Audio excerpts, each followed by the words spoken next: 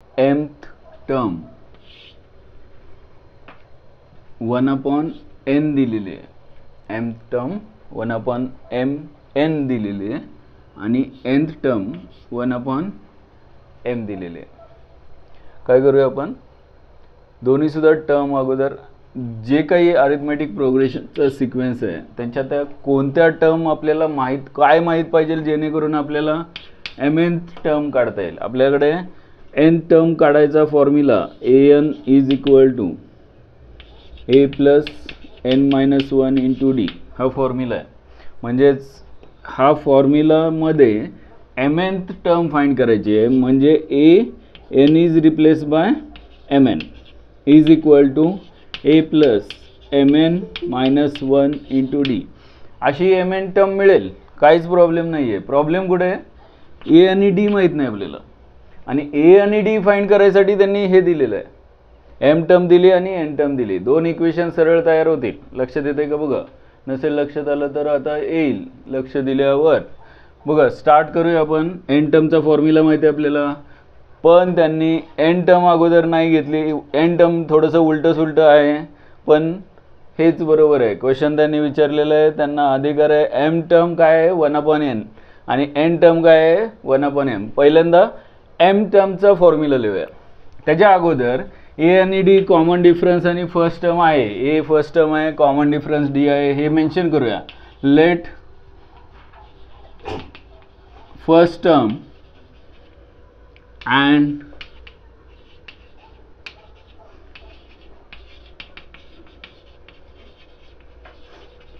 common difference of an AP, B, A and D respectively. एवढं एक पहिलं statement झाल्यानंतर एन टर्मचा फॉर्म्युला माहिती आहे आपल्याला. आपण mth टर्म सुरुवातीला दिलेली आहे म्हणून mth टर्म किती दिलेली आहे तर 1/n दिलेली आहे. आणि m टर्मचा फॉर्म्युला काय आहे आपल्याकडे, a प्लस m टर्मचा फॉर्म्युला काय आहे, a plus m-1 into D हा m टर्मचा फॉर्म्युला आहे. म्हणजेच a प्लस n-1 इंटू डीची व्हॅल्यू त्यांनी दिलेली आहे. आपण इथे ॲरो दाखवूया, ह्याची व्हॅल्यू दिलेली आहे m टर्म 1/n. पहिलं इक्वेशन मिळालं. त्यानंतर सेकंड इक्वेशनमध्ये काय दिलेले आहे, सेकंड nth टर्म दिलेली आहे आणि nth टर्म 1/m दिलेली आहे. आणि nth टर्मचा फॉर्म्युला आहे आपल्याकडे a plus n-1 into D is equal to 1/m. Equation second मिळालं. आता महत्त्वाचं काय तर आपल्याला n टर्म दिली, m टर्म दिली. आपल्याला फाइंड काय करायचं आहे, हे ॲक्च्युली स्टँडर्ड फॉर्म्युला याच्यापासून तयार होतो आहे. लक्षात येतं आहे बघा. म्हणजे तुम्हाला समजा 7 टर्म दिली असेल आणि नंतर आणि ती 1/7 असेल, सॉरी 1/5 असेल आणि 5th टर्म दिलेली आहे 1/7. हे क्वेश्चन बघितल्यावर लक्षात येत आहे. एम टर्म 1/n दिले, एन टर्म 1/m दिले. म्हणजे 7 टर्म 1/5 असेल तर 5th टर्म 1/7 दिलेली आहे. आणि त्यांनी कोणती टर्म विचारली आहे, 5 इंटू 7th टर्म विचारलेले. आणि या केसमध्ये तुम्हाला याचा जे काही आन्सर येईल त्याचा उपयोग करता येणार आहे. म्हणजे तुम्हाला हे सिम्प्लिफाय करत बसायची गरज नाही. जर हा फॉर्म्युला म्हणून तुम्ही लक्षात ठेवला तर काय रिझल्ट येतो तर बघूया. याच्यामध्ये कोणती व्हॅल्यू टाकायला लागेल आपल्याला, म्हणजे mn टर्म मिळेल जी त्यांनी विचारलेली आहे. ते mn टर्म सॉरी विचारली नाही आहे, त्यांनी show that it's mn term is 1. याची ही जी mn टर्म आहे ती 1 येते हे प्रूव्ह करायचं आहे. आणि मग त्यासाठी कोणती व्हॅल्यू लागेल आपल्याला, ए आणि डीची. आणि ए आणि डीची व्हॅल्यू कशी मिळणार, सरळ आहे. दोन इक्वेशन आलेले आहेत आपल्याकडे, त्यांचं काहीतरी करावं लागेल जेणेकरून ए आणि डी फाइंड करता येईल. आणि मग इथे दिसतंय ए आणि डी फाइंड करायचं आहे. 2 व्हेरिएबल आहेत, ए आणि डी, 2 इक्वेशन आहेत. त्यांची सबट्रॅक्शन केली तर ए कॅन्सल होईल, म्हणून इक्वेशन 1 मधून इक्वेशन 2 सबट्रॅक्ट करतो मी. इथे mn-1 आहे, mn-1 चालेल. इक्वेशन 1 मधून सबट्रॅक्टिंग 2 फ्रॉम 1. इक्वेशन 2 सबट्रॅक्ट करतोय 1 मधून. सबट्रॅक्शन करताना साइन चेंज करूया आणि मग a - a कॅन्सल झाला. यांची सबट्रॅक्शन काय येईल बघा, m-1 into D minus n-1 into D. Common काय आहे तर डी कॉमन आहे. काय करतो मी, डी ला बाहेर ठेवतो. म्हणजे सबट्रॅक्शन कोणाची करायची आहे, m-1 मधून मायनस करायचं आहे n-1 is equal to, right side महत्त्वाची आहे, इथे चुकायची नाही. सगळे एक्झाम्पल सॉल्व करतायत माझ्याबरोबर. 1/m. सबट्रॅक्शन कळली का बघा. आणि मग ब्रॅकेट ओपन केल्यानंतर इथे -n होईल, इथे -1 मायनस मायनस +1 कॅन्सल झाला. म्हणजे लेफ्टला राहणार आहे फक्त m, इथे लिहितो मी m-n हा ब्रॅकेट राहील into D is equal to, इकडे काय करूया, राईट साईडला mn सॉल्व करायचं आहे आपल्याला, डी ची व्हॅल्यू काढायची आहे, पण क्रॉस मल्टिप्लाय करूया, जास्त छान दिसेल. क्रॉस मल्टिप्लाय केल्यावर इथे काय येईल, m-n अपॉन mn येईल. आणि मग m-n दोन्ही साईडला दिसत आहेत, m-n दोन्ही साईडला दिसत आहेत, कॅन्सल झाले. म्हणजेच दोन्ही साईडला कशाने डिवाइड केला, m-n नी. पूर्ण फॅक्टर कॅन्सल झाला. म्हणजे डी ची व्हॅल्यू काय मिळाली तर 1/mn. बस आपल्याला डी आणि कशाची व्हॅल्यू काढायची आहे, ए ची, इथे टाकायसाठी. मग ए कसा मिळेल, डी ची आलेली व्हॅल्यू टाका कुठे पण, इक्वेशन 1 किंवा 2 मध्ये. इक्वेशन 1 मध्ये टाकूया, ए मिळेल. पुट किंवा putting d is equal to 1/mn in equation 1.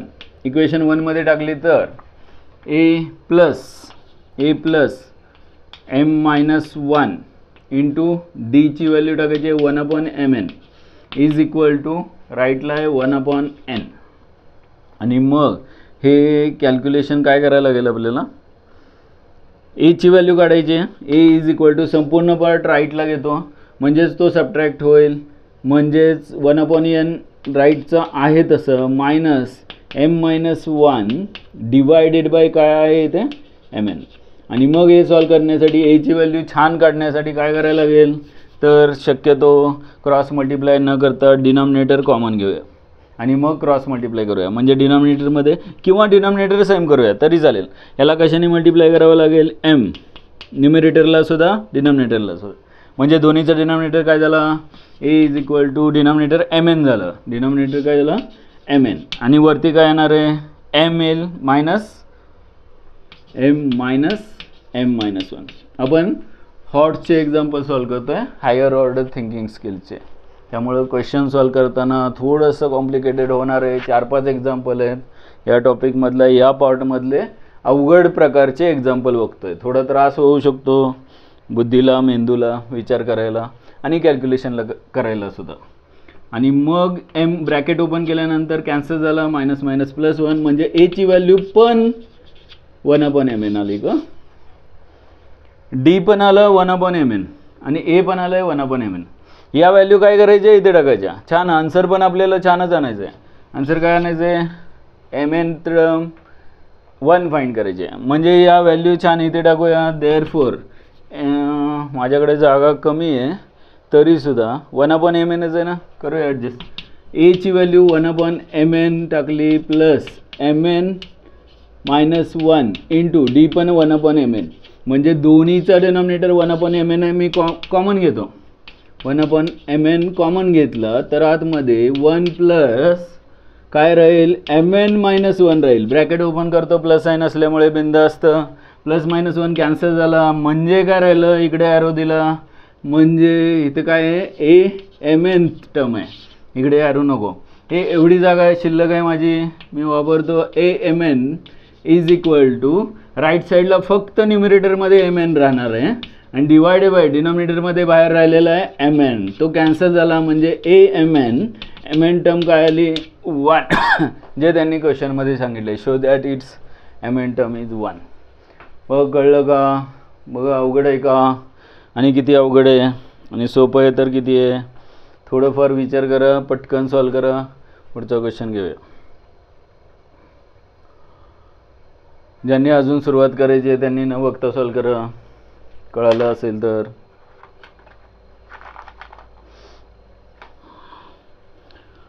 If the, आता सगळे एक्झाम्पलमध्ये हे mn, pq, a1, a2, an, b1, bn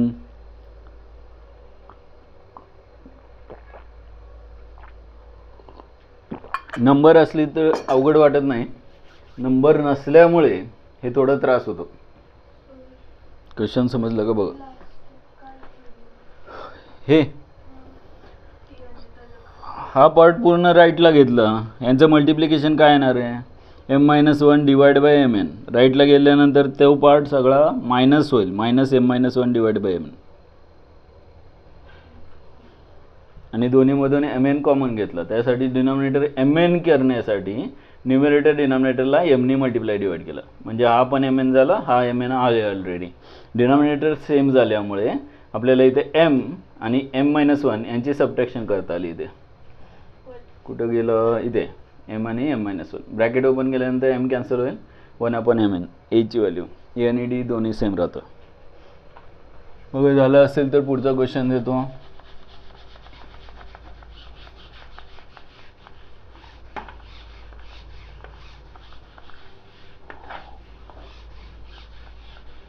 N टर्मचे जे काही फॉर्म्युले आहेत त्याच्याशी रिलेटेड आपले शेवटचे एक्झाम्पल चालले आहेत. ते झाल्यानंतर आपल्याला सम ऑफ एन टर्म्स आणि selection of terms in an A P.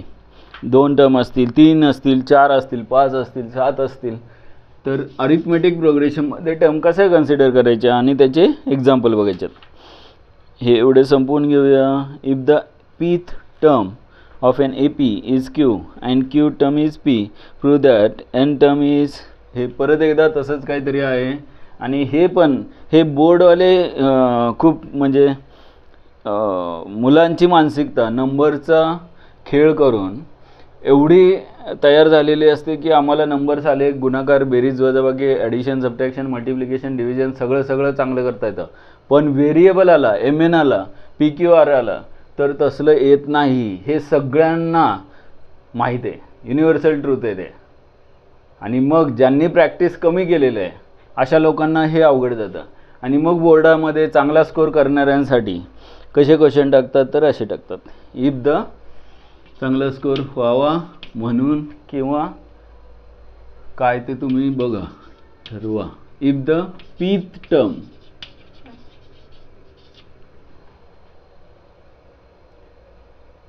of an AP is Q, of an AP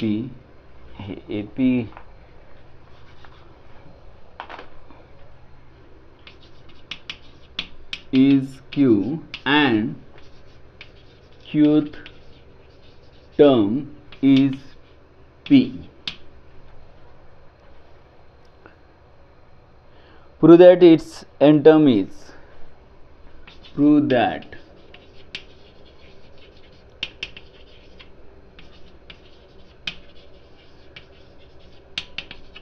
n term is, its n term is p plus q minus n, p plus q minus n. याच्या आधीच्या क्वेश्चनमध्ये आणि या क्वेश्चनमध्ये थोडासा फरक आहे. काय तर question लिहिल्यानंतर परत एकदा मागचा क्वेश्चन वाचा म्हणजे तुम्हाला फरक कळेल. CBSE बोर्ड एक्झामला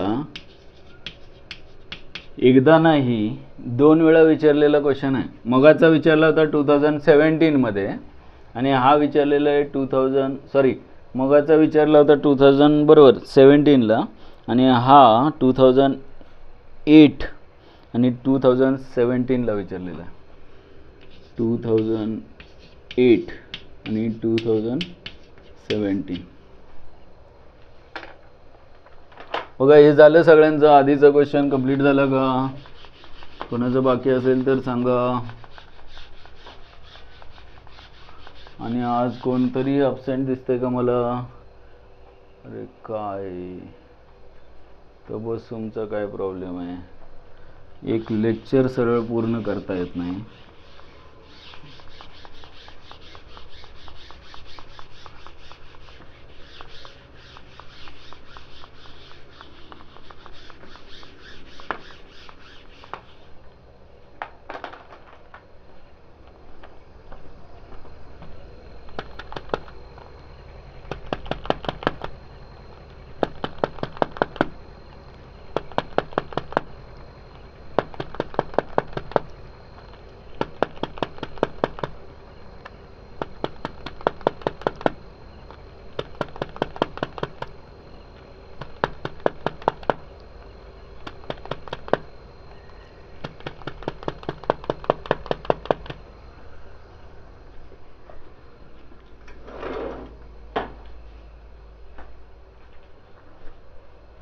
हां स्टार्ट करा.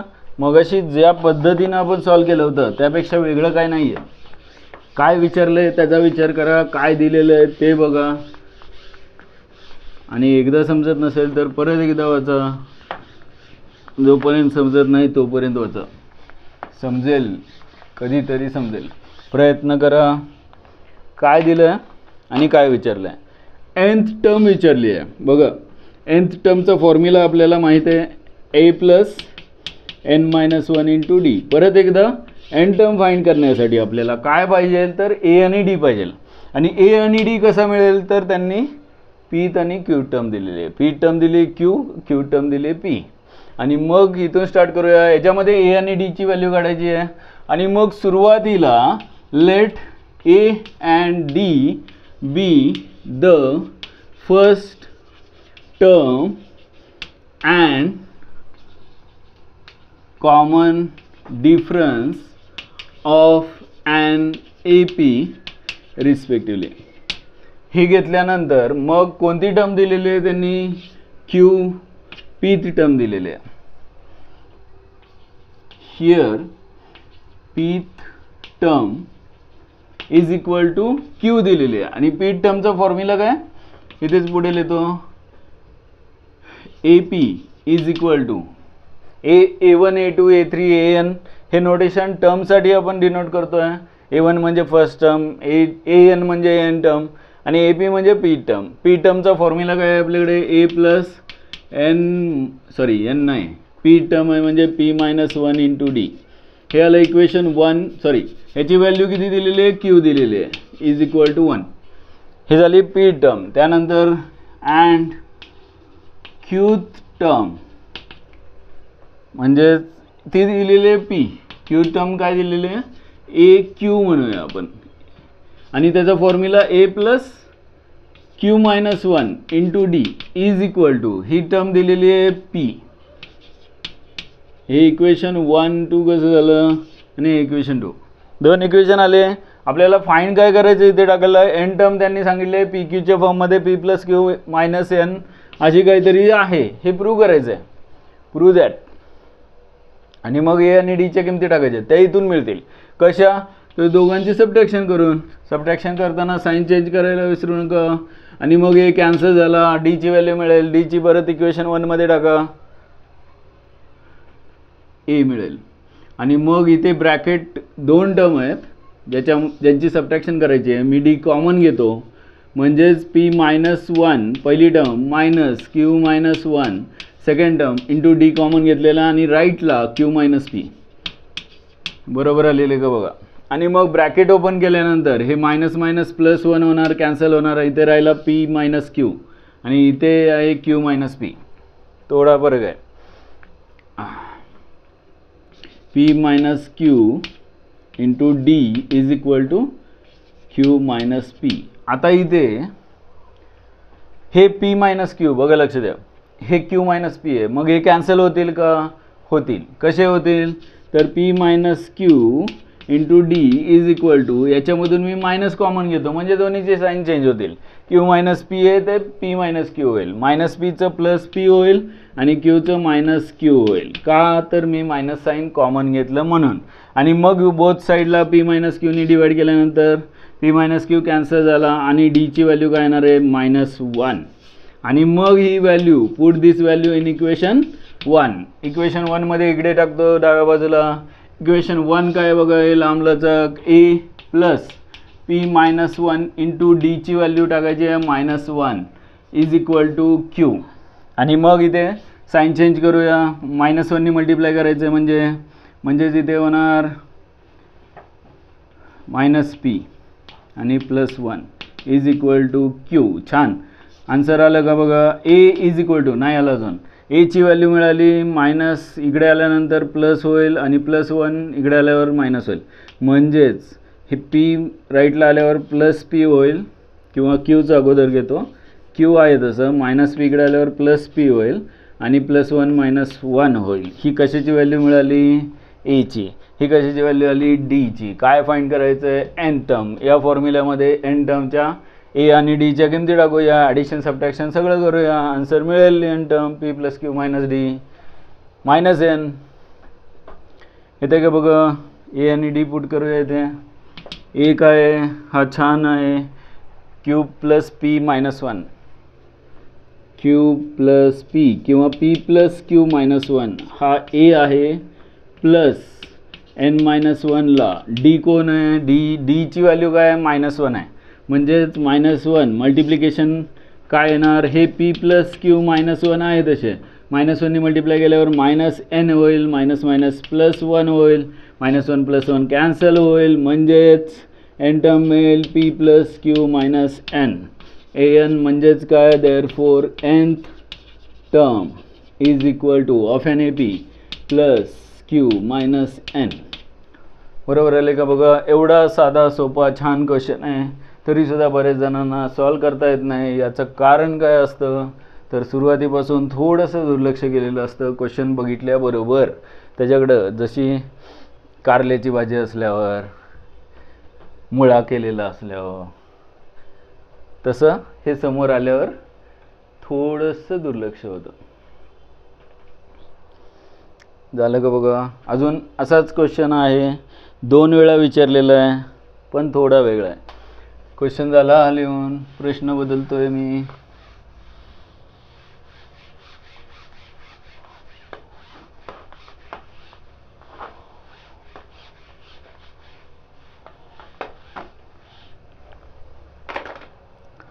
हां, if m times the m term of an AP.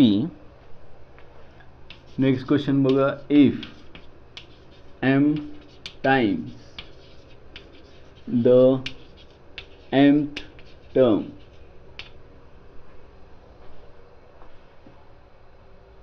of an AP is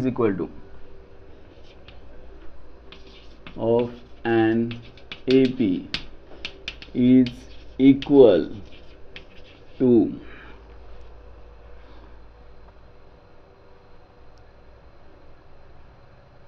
n times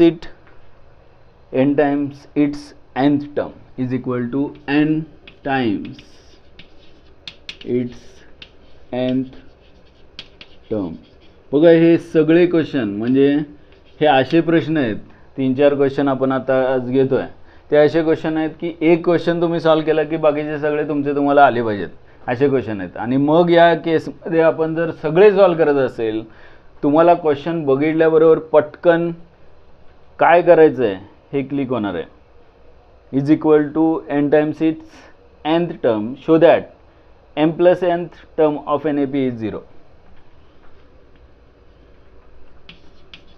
show that m plus nth term of an AP is 0. आणि मग CBSE 2008 आणि 2019 CBSE बोर्ड एक्झाममध्ये 2008 and 2019ला विचारलेले question येते.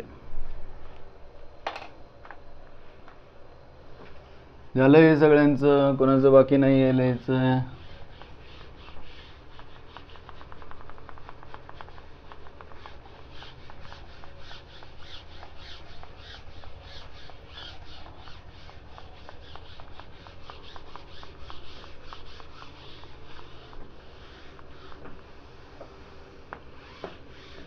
N टर्मचा formula मी तिथेच ठेवलेला आहे. परत एकदा ए आणि डीज पाहिजे आपल्याला. एन टर्मचा फॉर्म्युला आहे पण त्यांनी कोणती टर्म विचारली आहे बघा.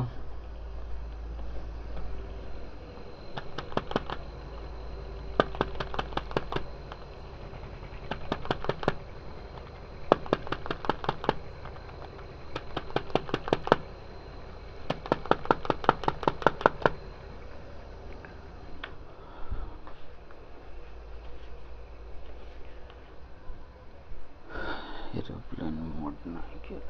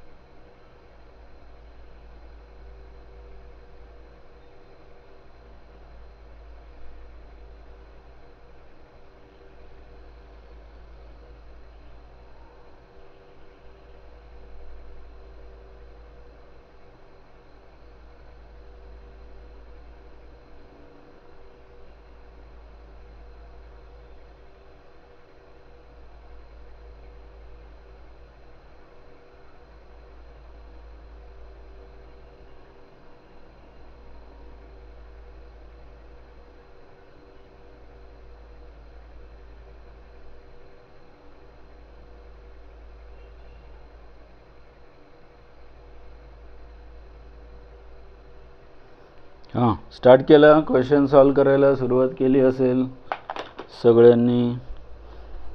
एन टर्मचा फॉर्म्युला आहे आपल्याकडे. बघ क्वेश्चन काय बघूया अगोदर. M times the mth term of an AP is equal to n times the n term, म्हणजे 5 times the 5th term is equal to 7 times the 7th term. याचा अर्थ समजतो का बघा. एम आणि एन आपण काही व्हॅल्यू कन्सिडर करू शकतो समजण्यासाठी, कारण आपल्याला नंबरची ओळख चांगली असते, एम एनची PQRची कमी असते. मग 5 times the 5th term is equal to 7 times the 7th term, एवढंच त्यांनी सांगितलं आहे. ह्याच्यावरून तुम्हाला काहीतरी एक्सप्रेशन तयार होणार आहे आणि ते सॉल्व करून तुम्हाला ए आणि डीची व्हॅल्यू काढता येणार आहे. आणि विचारलं आहे काय, एम प्लस nth टर्म विचारली आहे. एम प्लस nth टर्मचा फॉर्म्युला बघा. n टर्मचा फॉर्म्युला आहे A plus n minus 1 into D. तर m प्लस n टर्म म्हणजेच n is replace by m plus n. टर्मचा फॉर्म्युला येणार ए प्लस, इथे n च्या ऐवजी m प्लस n येईल minus 1 into D. m plus n टर्मचा फॉर्म्युला लक्षात आलं का बघा.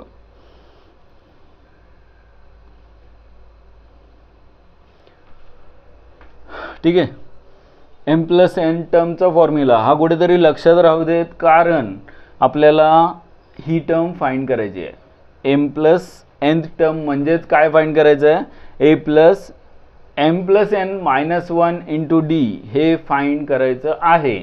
आता काय दिलेलं आहे क्वेश्चनमध्ये ते बघूया.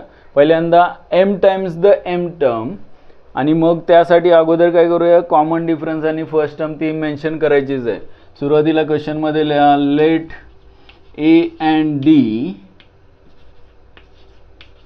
बी the first term and common difference of an AP respectively.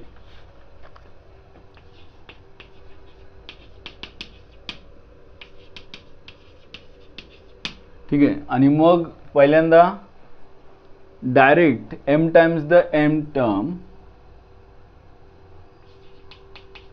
Given that m times किंवा m मल्टिप्लाय बाय, असं करूया, m मल्टिप्लाय बाय m टर्मला am म्हणूया, is equal to n times the nth term. आणि मग am आणि nचा फॉर्म्युला कॉमन डिफरन्स आणि फर्स्ट टर्मच्या फॉर्ममध्ये काय असतो ते माहिती आहे आपल्याला. m मल्टिप्लाय बाय फॉर्म्युला काय बघा, मी चालेल स्क्वेअर ब्रॅकेटमध्ये घेतो.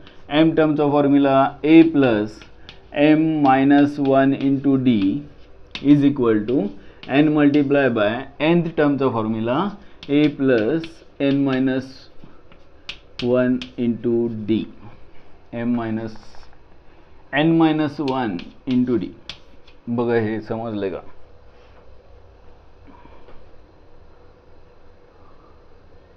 आणि मग दोन्ही साईडला काय कॅन्सल होत असेल तर करा, नसेल होत तर टेन्शन घेऊ नका, आहे तसं ठेवूया. मल्टिप्लाय करावं लागेल आपल्याला. कशाची व्हॅल्यू पाहिजे, ए ची. आणि मग ए प्लस एन मायनस 1. ठीक आहे, चालेल. मल्टिप्लाय करून घेऊया अगोदर. एमने मल्टिप्लाय केलं, देअरफॉर एम ए प्लस एमने डीला मल्टिप्लाय केला आणि एम मायनस 1ला पण केला. करूया, एमनी पण मल्टिप्लाय करूया आणि डीने पण मल्टिप्लाय करूया. सगळं एकत्रच करूया. काय येईल ते येईल, कारण आपल्याला पाहिजेल आहे एम प्लस एन, डी कॉमनच घ्यायचं. डी बाहेरच राहू दे. एमनी मल्टिप्लाय करूया, ब्रॅकेटमध्ये करूया, म्हणजेच इथे काय येणार आहे, एम स्क्वेअर मायनस एम, ब्रॅकेटमध्ये येणार m square minus M into d आहे तसं असू दे, इज इक्वल टू एननी आतमध्ये मल्टिप्लाय करूया, एन इंटू ए प्लस एननी प्रत्येकाला आतमध्ये ब्रॅकेटमध्ये मल्टिप्लाय करूया, म्हणजेच n square minus N into काय डी, मल्टिप्लाय बाय डी. आणि मग काय करूया, या सगळ्या टर्म लेफ्टला घेऊया. गंमत आहे, एम प्लस एन टर्म जी फाइंड करायची आहे त्याची व्हॅल्यू किती आहे, 0 आहे, हे प्रूव्ह करायचं आहे. बघा सगळ्या टर्म लेफ्टला घेऊया आणि एच्या टर्म एच्या ठिकाणी ठेवूया जेणेकरून ए कॉमन घेता येईल. देअरफॉर एम ए आणि इकडचा इकडे आलेला minus M A N A, N एची टर्म लेफ्टला आल्यानंतर एन ए प्लस ही टर्म आहे तशी ठेवूया M square minus M into D minus ही आलेली term N square minus N into D is equal to राईटला काय राहत आहे 0 राहत आहे. आता गंमत काय बघा, या दोन्हीमधून ए कॉमन घेतला तर एम मायनस एन येईल आणि प्लस ए कॉमन घेतला देअरफॉर ए प्लस या दोन्हीमधून डी बाहेर घेऊया आणि यांचं काय करता येतं का सबट्रॅक्शन करूया. M square minus m, m square minus m आणि मायनस मायनस ठीक आहे. नेक्स्ट स्टेपमध्ये ब्रॅकेट ओपन करू n square minus n minus N square minus N into d, d common घेतला इज इक्वल टू काय 0. आता या ब्रॅकेटमध्ये थोडंसं सिम्प्लिफाय करूया म्हणजे हे एम स्क्वेअरची टर्म आहे ब्रॅकेट ओपन केल्यानंतर ठीक आहे M square minus m minus N square minus minus plus n into D is equal to 0. Target ते आहे आपलं, हे अगोदर लक्षात राहिलं पाहिजे तर काहीतरी किंवा एकदा एक्झाम्पल सॉल्व केल्यानंतर नंतर लक्षात येईल काय करायचं आहे. आता लक्ष द्या एम स्क्वेअर आहे मायनस एन स्क्वेअर आहे, मी हे एका ठिकाणी घेतो m square minus N square का घेतो आहे तर कळेल हे मायनस एम आहे प्लस एन आहे, मायनस एम प्लस एनमधून मी मायनस कॉमन घेतले किंवा नंतर घेऊया मायनस एम प्लस एन आहे तसे घेतले into D is equal to 0. आता बघा लक्ष द्या ह्याच्यामधून एम स्क्वेअर मायनस एन स्क्वेअरचे फॅक्टर काय मिळतात, एम स्क्वेअर मायनस एन स्क्वेअरचे ए स्क्वेअर मायनस बी स्क्वेअरचे मिळतात तसे M minus N into D plus M square minus N स्क्वेअरचे factor M minus N multiply by M plus N आणि minus या दोन्हीमधून मला मायनस कॉमन घ्यायचं आहे. मायनस कॉमन घेतल्यानंतर आतमध्ये काय येणार एम मायनस एन इंटू काय राहील बाहेर डी राहील, हां असं राहील इज इक्वल टू काय 0. आता बघा लक्ष द्या या दोन्ही टर्ममधून ही एक टर्म आणि ही एक टर्म या दोन्ही टर्ममधून कॉमन काय येतं आहे, पहिली टर्म तर m minus N into d आहे तशी प्लस या दोन्ही टर्ममधून कॉमन काय येतोय तर हा फॅक्टर कोणता तर एम मायनस एन आणि ब्रॅकेटमध्ये काय राहील बघा एम प्लस एन आणि इथे काय राहणार -1 ब्रॅकेट कंप्लीट इंटू डी बरोबर आहे इज इक्वल टू काय 0. आता कोणता फॅक्टर असा आहे जो इथे पण आहे आणि राईटला काय असण्याचे कारण नाही आहे, कोणता फॅक्टर असा आहे ज्यांनी डिवाइड केलं तर चालेल तर एम मायनस एननी मी प्रत्येक टर्मला डिवाइड करतो. या टर्मला डिवाइड केल्यावर फक्त इथे डी नाही आहे इथे काय ए आहे, इथे फक्त ए राहील, इथे एम मायनस एन पूर्ण टर्ममधून कॉमन घेतला आहे तो कॅन्सल होईल म्हणजेच काय राहील तर हे राहील hence proved is equal to 0. बघ काय राहिलं ए राहिली प्लस काय राहिलं m plus N -1 into d ची व्हॅल्यू काय प्रूव्ह झाली 0 झाली. म्हणजे पुढच्या स्टेपला मला लिहायचंच असेल तर मी हा राहिलेला पार्ट लिहितो ए प्लस इथे राहणार आहे काय तर एम प्लस एन -1 हे ब्रॅकेटमध्ये लिहितो आणि into D is equal to काय 0. आणि हा कशाचा फॉर्म्युला आहे आपण इथे लिहिला होता आता तर एम प्लस एन टर्मचा therefore A M plus M is equal to 0. Therefore M plus nth term काय मिळाली of N A P is 0. कळालं का बघा यातला कोणता पार्ट असा आहे. एक काम करूया 2 मिनटं लक्ष द्या सगळं एक्झाम्पल परत एकदा समजून घेऊया. सुरुवात इथून करायची आहे आणि मग इथे आल्यानंतर थोडासा कॅल्क्युलेशनचा पार्ट लक्ष दिल्यानंतरच तुम्ही आन्सरकडे पोहोचणार आहे. M plus nth term show that M plus N term of N A P is 0 हे प्रूव्ह करायचं आहे. एम प्लस एन टर्मचा फॉर्म्युला इथे लिहिलेला पोसाय नाही पाहिला होता मी काय फॉर्म्युला आहे तर हा फॉर्म्युला आहे. एम प्लस एन टर्मचा फॉर्म्युला कोणता आहे तर ए प्लस एन टर्मचा formula A plus N -1 into D. तर एम प्लस एन टर्मचा फॉर्म्युला काय आहे, A plus M plus N minus one into D हा फॉर्म्युला आहे. म्हणजेच आपल्याला याची व्हॅल्यू 0 आहे हे प्रूव्ह करायचं आहे. कसं करायचं, सुरुवात काय सांगितली आहे क्वेश्चनमध्ये, M times the M term is equal to N times the N term. फक्त इथून सुरुवात करायची आहे की M times the M term is equal to N times the N term. आणि मग पुढे 11वी-12वीमध्ये तुम्ही मॅथ्स करणार असताल, फिजिक्स करणार असताल, तर बऱ्याच ठिकाणी तुम्हाला अशी काहीतरी ॲडजस्टमेंट करायला लागते जे प्रूव्ह करायचं आहे त्याच्यासाठी. डेरिव्हेशन्स असतात फिजिक्समध्ये मोठे, आणि मग हा छोटासा किचकट पार्ट असतो तो लक्षात आला पाहिजे. बघा, एम मल्टिप्लाय बाय एन टर्मचा फॉर्म्युला अगोदर बघूया. A plus N minus one into D standard formula माहिती आहे. जर फर्स्ट टर्म ए असेल आणि कॉमन डिफरन्स डी असेल तर एन टर्मचा फॉर्म्युला हा आहे. तसाच फर्स्ट टर्म ए आणि कॉमन डिफरन्स डी असेल तर एम टर्मचा फॉर्म्युला फक्त N is replace by M करायचं आहे, A plus M minus one into D. तसाच एम प्लस एन टर्मचा फॉर्म्युला एनला कशाने रिप्लेस करायचं आहे, एम प्लस एनने. आणि मग ह्यानी काय करूया, अगोदर मल्टिप्लाय करूया. आपल्याला आन्सर पोचायचे कुठे, तर ए वेगळा पाहिजे, डी वेगळा पाहिजे, एवढं अगोदर लक्ष ठेवायचं. काही जण काय करतात, एकदा सुटतात, गाडी गेअर टाकला की संपला, बघतच नाहीत पुढे काय वळण आहे, कुठं खड्डा आहे, कुठं काय बघायचं नाही, दडादड. हे नाही चालणार. एमनी मल्टिप्लाय करतोय ठीक आहे, पण एवढं पण आतमध्ये जायची गरज नाही का, तर ए आणि डी सेपरेट ठेवायचं आहे आपल्याला. त्यासाठी मग ए ची टर्म वेगळी आणि डी ची टर्म मधून डी बाहेरच ठेवायचा, डीनी आतमध्ये मल्टिप्लाय करत बसायचं नाही. इथे सुद्धा एननी मल्टिप्लाय केलं इथपर्यंत ठीक आहे, पण डीनी आतमध्ये मल्टिप्लाय करायचं नाही. आणि मग एच्या टर्म एका बाजूला का घेतल्या, तर इथेच लक्षात येते एम ए आणि एन ए मधून ए कॉमन येईल. या डीच्या टर्म एकत्र का घेतले, तर आतमध्ये सबट्रॅक्शन करता येईल आणि डी कॉमन घेता येईल. आणि मग एच्या टर्म एका बाजूला घेतल्या, डीच्या टर्म घेतल्या, ए कॉमन घेतला, डी कॉमन घेतला, आणि आतमध्ये खेळ जो आहे M square minus N square, इथे आल्याबरोबर पटकन लक्षात आलं पाहिजे की एम स्क्वेअर मायनस एन स्क्वेअरचे फॅक्टर पडतात M minus N M plus N, आणि इथे राहतोय एम मायनस एनचा पार्ट जर एम मायनस कॉमन घेतलं तर. नाहीतर तुमच्या डोक्यात म्हणजे इथेच खूप वेळ जाणार आहे. एखादा एक्झाम्पल असा असतो खूप वेळ जातो आणि आपल्याला सुचत नाही काय. तर अशी छोटीशी गोष्ट असते. इथे एम मायनस एन येतोय, इथे ठीक आहे, इथे पण एम मायनस एन आहे जो कॅन्सल करायचा आहे आपल्याला, हे आधीच माहीत असतं का, तर अगोदर एक्झाम्पल बघितलं असतं. मग एम मायनस एन कॅन्सल करायचं आहे, याचे पण फॅक्टर पडतात, पण हा एम मायनस एन येतच नाही, डोकं फिरतं.